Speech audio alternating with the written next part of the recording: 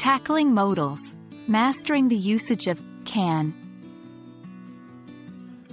Hello, language learners.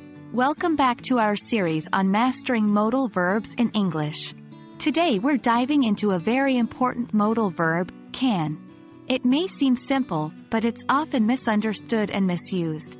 We will focus on its two key uses: expressing ability and asking for or granting permission. Let's get started.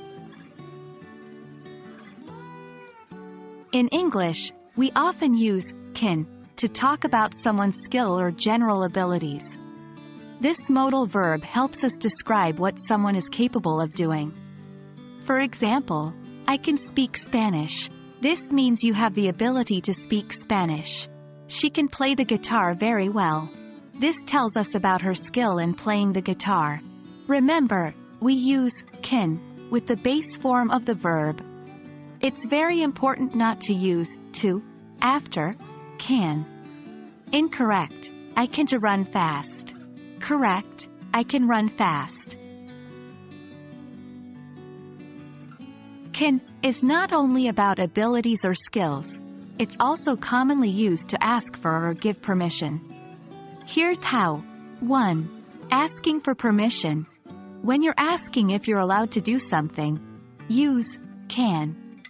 For instance, can I leave early today? Or, can we eat in the classroom? 2. Giving permission. Similarly, when you're allowing someone to do something, use can.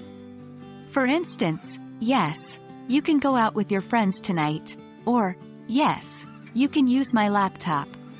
Take note that while can is widely accepted in informal situations, in more formal contexts, might be a more appropriate choice. Alright, that's a wrap on the usage of can to express ability and permission.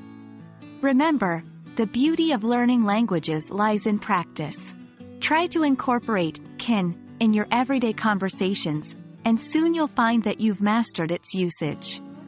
We hope you found this video helpful. Stay tuned for more tips and lessons on English modal verbs. Until next time, happy learning!